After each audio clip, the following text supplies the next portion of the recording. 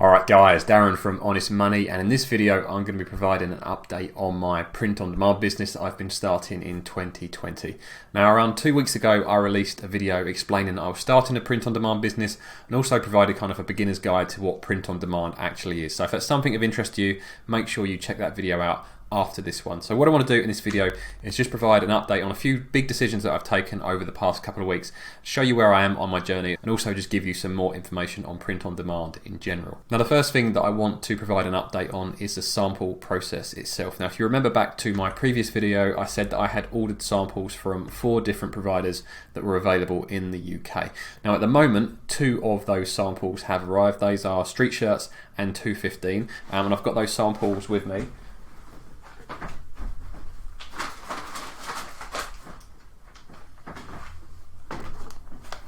And as you can see there, we've got one's turned up in a plastic bag and one's turned up in kind of a brown crafty bag. So already we're seeing a slight difference in the way they've been sent out. And if I look at the front, one of them has got the branding of the company itself on there, which isn't great. But I'll go through these in more detail once all of the samples turn up, so I can do a back-to-back comparison of all of the samples. I haven't opened these yet, and I'm going to hold off opening them until the other samples arrive. I know from my Amazon business that if I open all of these samples at the same time, I'll be in a much better position to compare them fully than if I open 1 or 2 of them now and then the rest in a week or 2 when the rest turn up. So I've got to go and wash my hands now because I haven't sterilised these packaging, but I'll be back in a moment.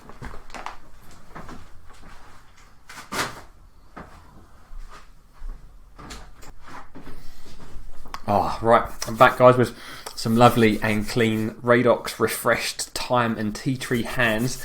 No, Radox did not sponsor this video. But yeah, so those samples have been on order for a couple of weeks. 2 of the 4 have arrived, and I've also ordered a new sample from Teespring. So you can see there I ordered the first 4 samples on the 24th of April, and the Teespring sample I ordered on the 6th of May. Now when I ordered those first 4 samples and made that first video, I'd heard about Teespring, but I hadn't spent too much time looking into it. At the time I was only trying to focus on UK print-on-demand providers. However, since I launched that video, someone made a comment and a couple of people have messaged me asking if I'd looked into Teespring. So I have spent some more time looking into Teespring, and that's what I want to cover on the next slide. In comparison to the businesses that I mentioned on the other slides, such as Printful, Inkthreadable, 215 and Streetshirts, Teespring sell themselves as a full turnkey solution. Now what does that mean, and what does it actually practically mean to us sellers?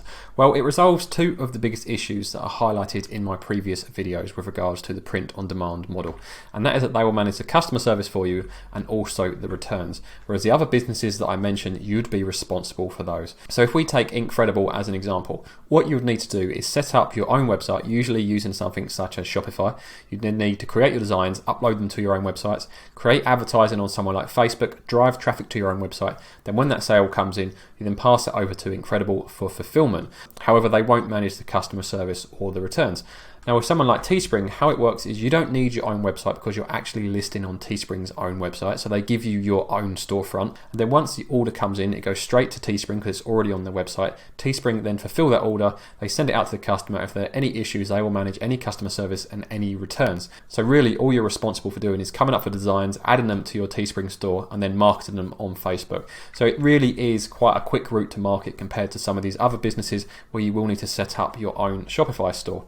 Also, and this is the thing that appeals to me the most, it is a very low risk way of testing this business model. You know, there's very little time and money investment up front, and it's a great way to test whether the print on demand business model is still viable in 2020. Yes, the margins are going to be slightly tighter than they are if you're running off your own website. However, I see that as an acceptable trade-off for me to be able to test this business model so quickly and at such a low cost. However, having said all of those positive things about Teespring, I do only see it as a short-term solution, and there are 3 main reasons for me why I only see it as a short-term solution and why I may switch to my own Shopify website with one of those other providers if the model does prove viable for me.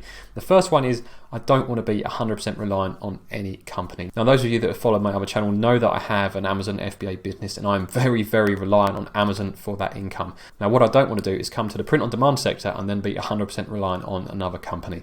So if I use someone like Teespring, they control everything. So if anything ever goes wrong, my whole business is at risk. So in the long term, I want to get away from that. I do want to have my own website and I don't want to be 100% reliant on one company. So if I have an issue with any of those, I can switch to a different provider. I also want to build my own customer base, whereas with Teespring, technically they are Teespring customers. Despite the fact you can send them a couple of marketing messages, I still want to build my own customer base that I have full access to and full control of. And finally, if I do want to branch out and offer additional dropshipping products that may complement my clothing range, then I can do that on my own website, whereas with Teespring, I'm only limited to the products that Teespring sell. So Teespring is very, very appealing in the short term, and it is the model I'm going to be using to test this business. However, in the long term, I don't think it will be the provider that I stick with. So based on the information I've just given you with a sample update and choosing Teespring, this is what my to-do list now looks like. So I've researched the suppliers. I've got the 4 suppliers that I mentioned previously, and also Teespring, which I've discovered in the last couple of weeks. I've ordered samples. I've got 5 samples coming in total, 2 of which have arrived. I've also chosen my company name, and I was able to get both the .com and the .co.uk.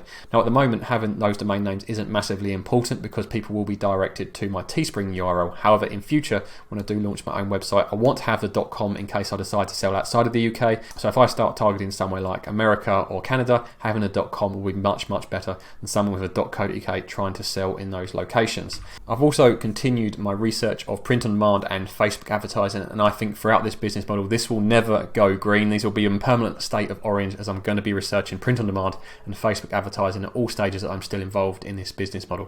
And you can see that I've made the returns policy red for now because it's not something I'm going to focus on too much all the time that I'm using Teespring, but it is something that I'll go back to and spend more time on when I consider launching my own website at some point in the future. I've had my logo designed. I did get it designed on Fiverr. However, I wasn't 100% happy with how it looked, so I did spend a couple of hours one afternoon this week designing my own logo. Now, I'm not saying you shouldn't use Fiverr for your logo because I've used it many times in the past with great success, and the logo that I did get this week was actually pretty good, but it didn't quite look right when I uploaded it to my Teespring website, and these guys are only making £15–20, so I didn't want to come down on them too hard, so I just signed off that logo, paid in the money, then spent a bit more time myself designing my own logo, which I'm now very, very happy with. Sample comparison is in progress. Like I showed you earlier in the video, 2 of the samples have arrived. I have chosen my initial provider, who is Teespring. This is what I'm using for my viability test to ensure that this business model is still viable in 2020, and also that it still works for me and my design and marketing skills. I haven't made huge progress on the 10 t-shirt designs that I want to have in place before I launch the website. However, I have created a nice little template that I can use so I can sit down anywhere around the house and just sketch out some designs when those ideas come to me. Now you see that I've got reverse in brackets. Now what do I mean by reverse when it comes to designing t-shirts? Now traditionally when you're designing a product, you come up with the idea and then you find the audience on Facebook to market to. Now my understanding from watching a number of videos on print on demand that the best way to succeed with print on demand is to find the audience first and then design for them.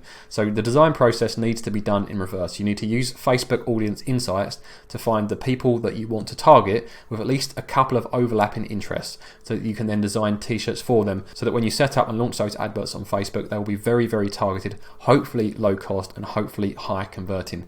So that's why I put it in reverse, and anyone that's considering starting designing their t-shirts, make sure you do your audience research first so you know exactly who you are designing for. I haven't made any progress on photography as the designs aren't ready yet, but I still plan to use placeit.net to create my professional photography once those designs are ready. I've also signed up for a Teespring store. I've created my storefront and I've uploaded a demo honest money product, and that's what I did with all of the other providers. I uploaded an honest money design so that when these t-shirts come, they'll have exactly the same bright pink design on both a black and a white t-shirt so that I can compare them all on an equal footing. I've also taken the first steps of setting up another Facebook page. I've got lots of other Facebook pages for my other businesses, but I've set up a new Facebook page for the new business, and I've been continuing my research into Facebook ads, as that is what is going to make or break this business, because no matter how good my t-shirt designs are, if I can't get my marketing on point, then it probably won't succeed. And finally, once all of that stuff is done, I'll be ready to launch the business. So that's my update. That's where I am with my print on demand journey. I've got more samples on the way. I've chosen Teespring as my initial provider. I've got my company name, I've got my domain names, and I've opened my Teespring store, and I'm just about to start the designing of the t-shirts themselves. So hopefully you guys found this useful. If you did, I'd really appreciate if you could scroll down and hit that like button. That would be massively, massively appreciated. Also, if you do want to follow my print on demand journey, make sure you subscribe to the channel, and I'll see you guys in the next video.